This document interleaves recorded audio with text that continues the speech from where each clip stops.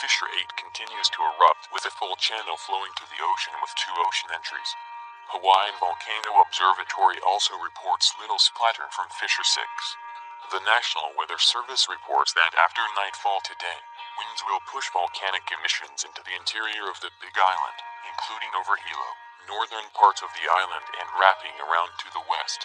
SO2 and Billy's hair may become an issue in Pahoa and possibly into the Hawaiian Acres area. Trade winds are expected to build by Thursday.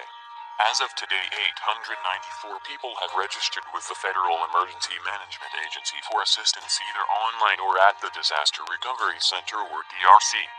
The DRC is one of many resources that continue to be available to residents of Hawaii County who suffered damage or losses from the Kilauea volcanic eruption and recent earthquakes. The DRC is open daily from 8 a.m. to 8 p.m. and is located at the Ke'au High School gym. Tonight's regularly scheduled community meeting at the Pahoa High School cafeteria at 5 p.m. will include representatives from the Small Business Administration and FEMA. An American Sign Language interpreter will be on hand. The Hawaii Department of Health will be holding volcanic ash and fog community meetings tomorrow and on Thursday. Wednesdays is at Kanana Elementary School in Key Lake Co. beginning at 5 p.m. Thursdays is at KILAUEA Elementary and Middle School cafeteria beginning at 6 p.m. Tropic Care 2018 continues today and tomorrow with free medical, dental and eye care at Ke'au High School from 8 a.m. until 5 p.m. We are on watch 24 hours a day for your safety. This is your Hawaii County Civil Defense Agency. Island farmers near the lava flow are taking a big hit, missing multiple shipments of fruits, vegetables, and flowers meant to go to other parts of the state and the mainland. Lynn Kawano continues our team coverage. With the flow going right through Kapoho, many of the farmers in this area had to take what they could, not only from their homes, but from the fields. They left most of the crop behind. This was the driveway for Jenny and Rusty Perry, who own Kapoho Grown Farms. The channelized flow blocks access to their home and the orchards. To get to the crops, they have to take unpaved back roads and go through multiple gates that belong to the neighbors. What used to take just a few minutes now takes an hour, and they work with the fast-moving lava flow only about a football field away. This is Longan. Dragon Eye, it's called. The Perrys have longan, papaya fields, lychee, and apple bananas. Kapoho Grown has been their life's work for decades. Everybody was frantically trying to get everything out. They evacuated their home weeks ago, leaving behind ripe, profitable fruit. We missed a few harvests because we didn't know that we could come in till our neighbor said, go through my property. Cut the fence. If you have to cut the fence, cut the fence. So we did. Under the constant sounds of choppers buzzing above, the Perrys and 2 employees are now able to work a few days a week, taking what they can, but always leaving before dark. I would much rather be here, but we're kind of we don't really want to spend the night here anymore, because it's can't tell what's going to happen. You can look over there and see the flow going down, and there's nothing that says it has to go in that direction. The State Department of Agriculture estimates losses due to the eruption event and more than $14 million for farming operations. The Perrys will harvest as much as possible for as long as possible, but even if the river of lava doesn't crest the banks, the air quality could also wipe out the crops. Fortunately, we've gotten much better at predicting eruptions for the simple reason we've gotten much better at instrumenting volcanoes, not just with seismometers, but other instruments like continuous GPS receivers, tilt meters that can tell a change in slope on the volcano with an amount that's maybe 1/1000th of a degree. And we also have a whole new generation of satellites up in the sky that can tell us when the ground at a particular volcano is swelling. And it's literally inflating because the magma chamber system beneath the volcano is being pressurized with gas and a supply of new magma. What's really transformed volcano monitoring in the past 20 years, and certainly within the past 10, is the fact that we can have multiple real-time data streams coming in on a volcano from ground-based instruments as well as satellite-based instruments, such that we can see eruption precursors.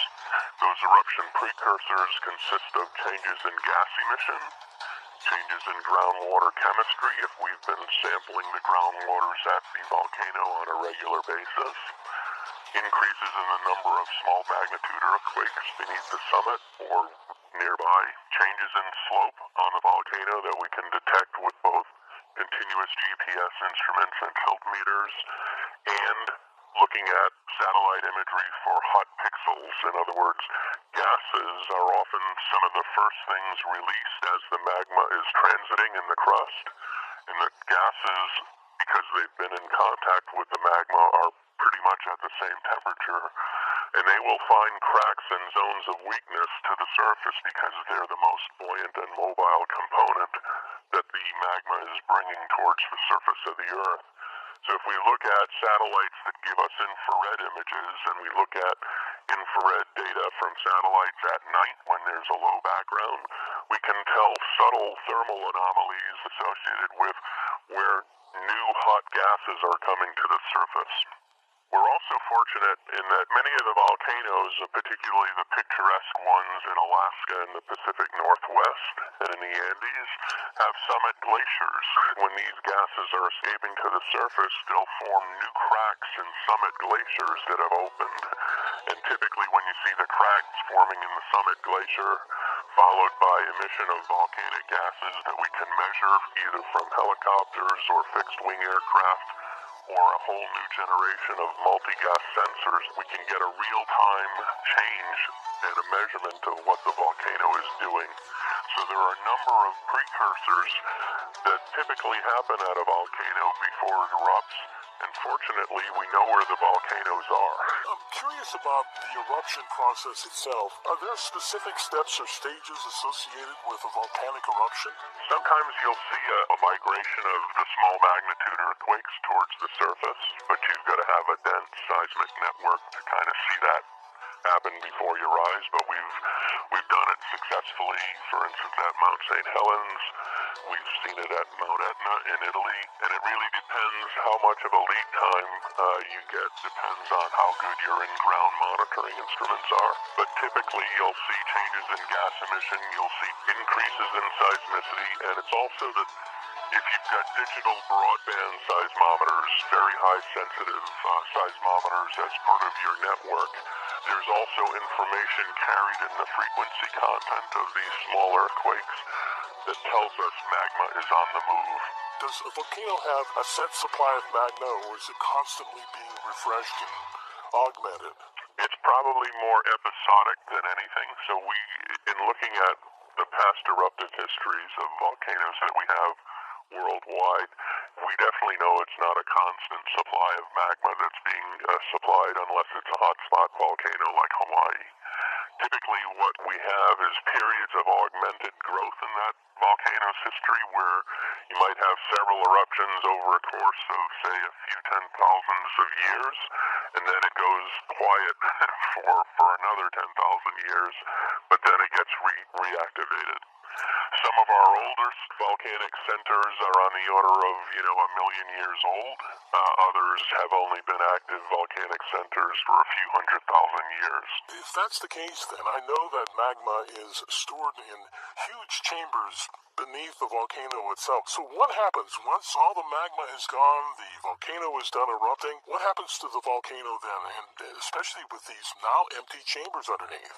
Well, typically, when you have chambers that exceed, say 1,000 cubic kilometers, and these kind of classes of volcanoes have been referred to as supervolcanoes, where you're literally, within a matter of weeks to months, emptying a chamber that's 1,000 cubic kilometers. And what happens is the crust above this huge chamber system actually subsides.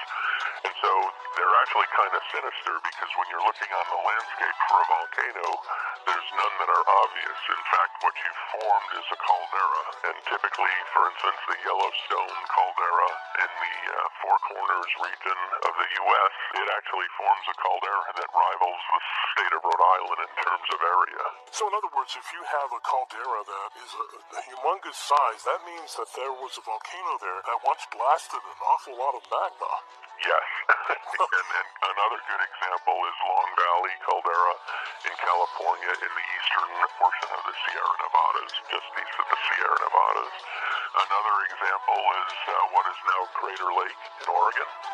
There you had eruption not too long ago, about 7,700 years ago, of 50 cubic kilometers of magma. Not a super eruption, but still a very large eruption, typically putting ash out to, 50 kilometers up into the stratosphere, and certainly would have had global climate impact because of the amount of sulfur dioxide gas that was put up into the stratosphere during that event. There's an important question I need to ask you, and that is, what is the Volcanic Explosivity Index, or VEI? It's kind of a catch-all way to rank volcanoes and volcanic eruptions in terms of the impacts that they would have and also their relative size. But it's also a matter of what kind of fragments were produced during the eruption. In other words, what is the proportion of ash that it produced versus ballistic fragments that typically settle half a kilometer from the vent. And it's an overall measure of how big an eruption was and how intense it was. Kind of a dual classification, if you will.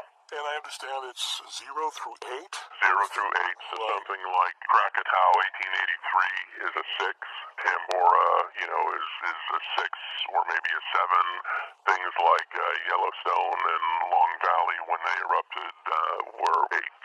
We're at the end of the scale. And we've been hearing a lot about Kilauea, a volcano in Hawaii, has been in the news. What exactly has been going on there with this volcano? Okay, so Kilauea has been an eruption, and Kilauea is the youngest volcano that comprises the Big Island of Hawaii. There are actually 5 different shield volcanoes that comprise the Big Island of Hawaii. Kilauea is the youngest, and it forms the southeastern portion of the island. It's been erupting since 1983 for over 35 years now.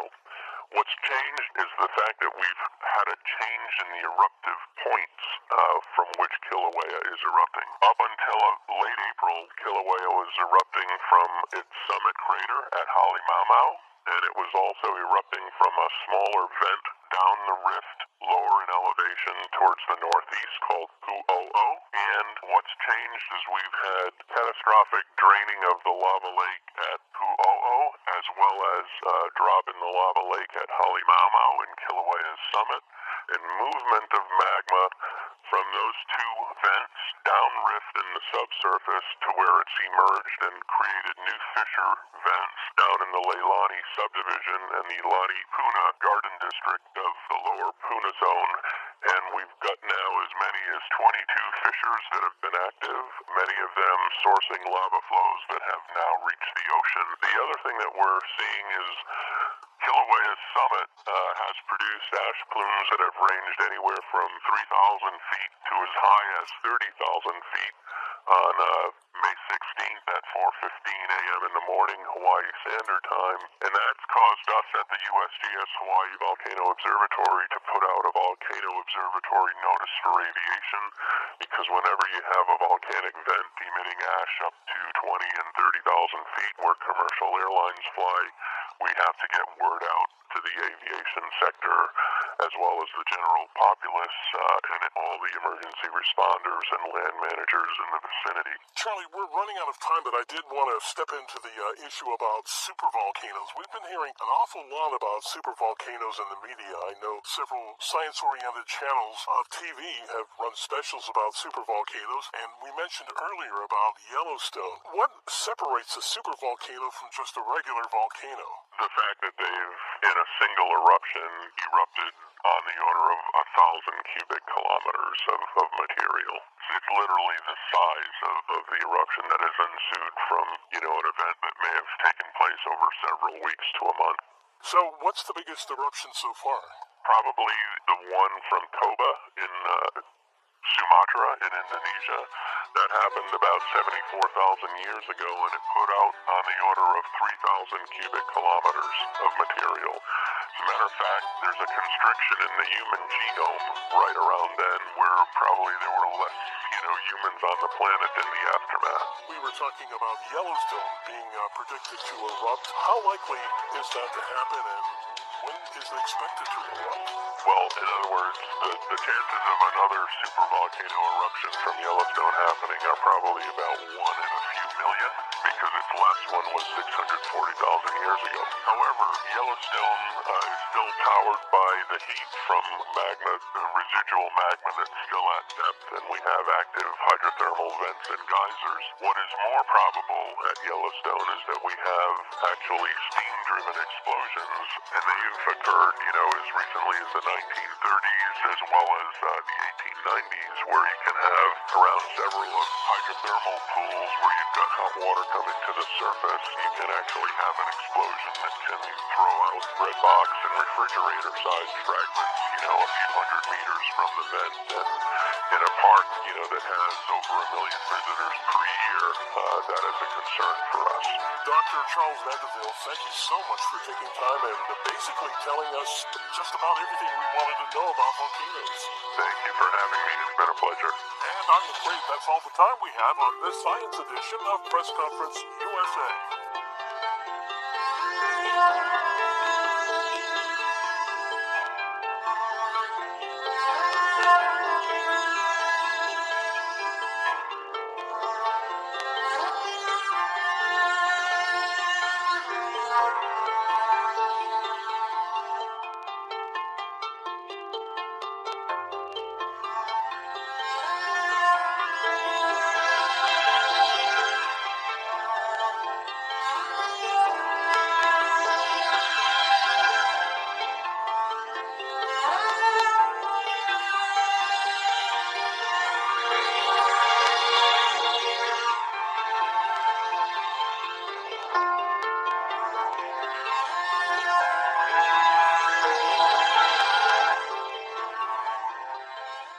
Fissure 8 continues to erupt with a full channel and one major ocean entry at Kapoho.